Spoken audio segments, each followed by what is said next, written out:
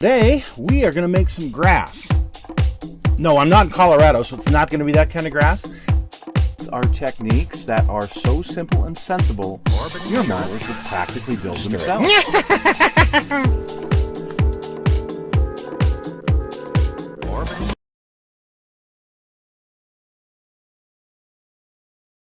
Hello, folks. It's Mad Dog Merv, and welcome to today's show. Today, well, I had something else planned, but some things came up in my world, and I wasn't able to get put together a show that I wanted to really do today. But don't worry, I do have something for you. So, those of you who have Facebook, usually when you open up your Facebook in the morning, there'll be a thing that says on this day, X number of years ago, and it'll have pictures that you posted from that certain day. Also, on my Microsoft, I can't remember what it's called now. Anyway, my Microsoft account, it'll do the same thing. It'll say on this day, and it'll have different pictures that I took on this particular day, X number of years ago, which is kind of fun. It's a nostalgia thing for me, and reminds me of some of the cool things from the past. So recently, one of these things popped up, and kind of a member I had forgotten. My son's first car was a 1972 Charger SE that I had actually purchased and kind of given to him, and he helped build it and whatnot before he had a license. But when it came time for him to drive in high school, there was just too much that this Charger needed. And I didn't need another hot rod at the time, so he sold the Charger, and he bought what would be his very first car that he drove in high school and he worked on in high school and whatnot. So today, on this segment of Mad Dog's Muscle Cars, we're going to look at the car or cars that my son Thomas, my youngest son Thomas, started out high school with. This ought to bring back some fun memories for you guys as we talk about it, and let's get into this. So stick with Mad Dog Merv as we talk about Mad Dog's muscle cars, Thomas's high school vehicles. The story really begins about 15 years ago. I was a supervisor over a bunch of schools, and one of those schools had this 72 Charger SE outside, and I talked to the auto shop teacher, and he mentioned to me for how much money I could pay for. It's like, I don't know, it was like $300.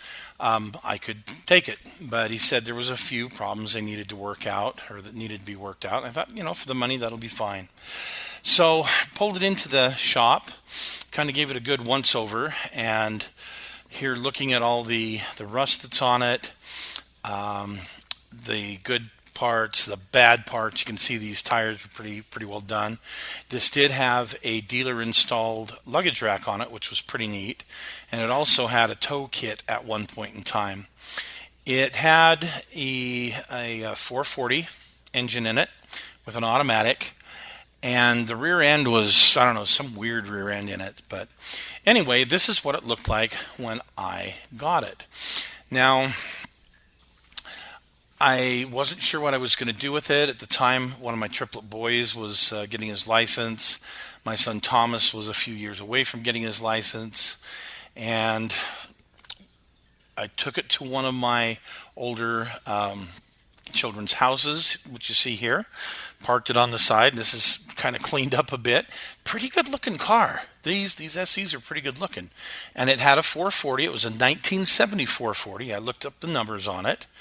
And believe it or not, it runs. So let's listen to it.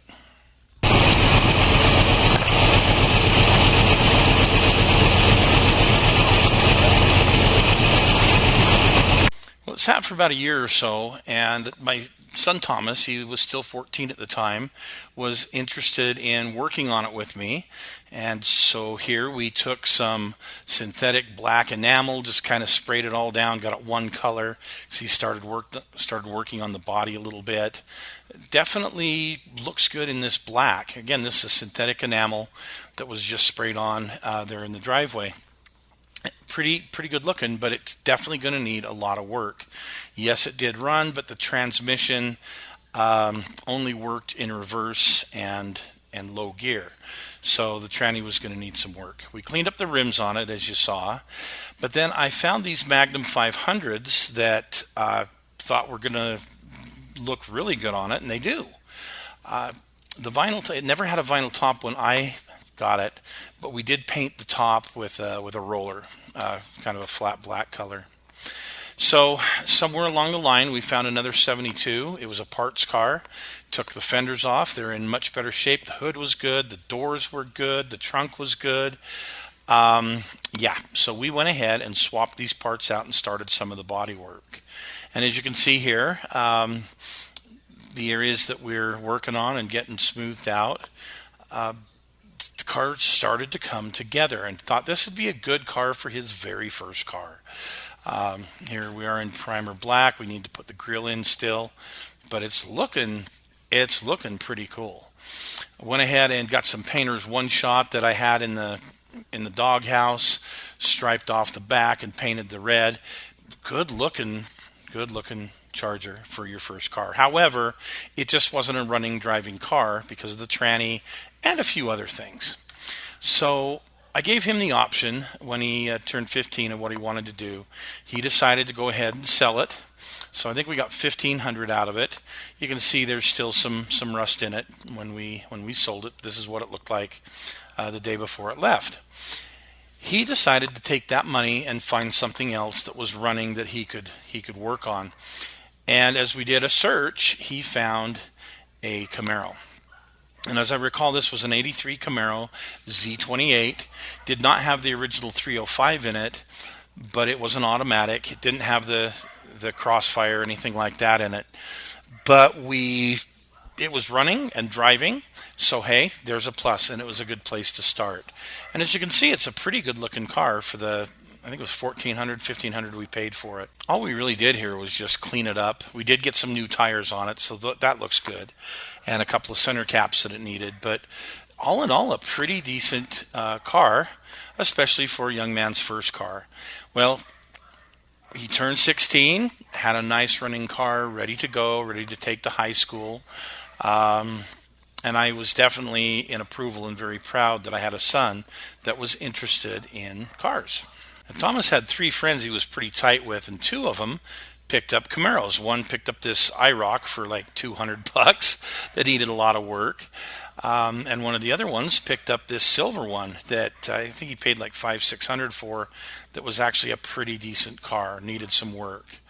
Well, Tom did a bunch of work to it. Like, for example, he painted the rims in this red and black color, and that was the school colors, was red and black. I think it looked fabulous. Really made this car stand out.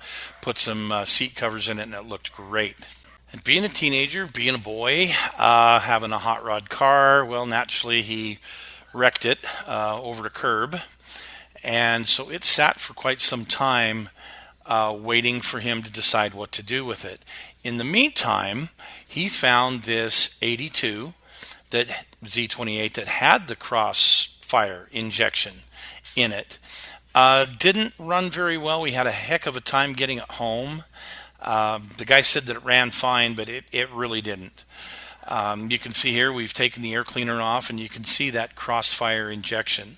We finally had to take it into a shop, our local mechanic, and he did a pretty darn good job of getting this thing up and running. He also replaced the fuel sending unit so that hopefully the gas gauge would work, but being a typical old General Motors vehicle, the gas gauge just never did work right. It went to like 3/4 and that was it. So it was the best they could do.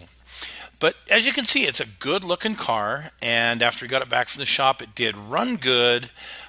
But that deal with the with the fuel gauge was just a deal breaker for him.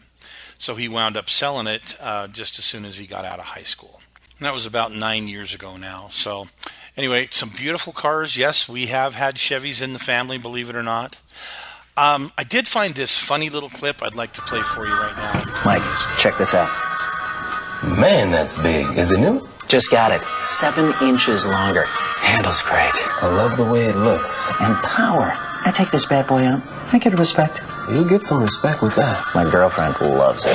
Introducing the all-new Dodge Durango. Big size, smooth ride, heavy power. And now 7 inches longer. You should come by tomorrow. I'll be waxing it.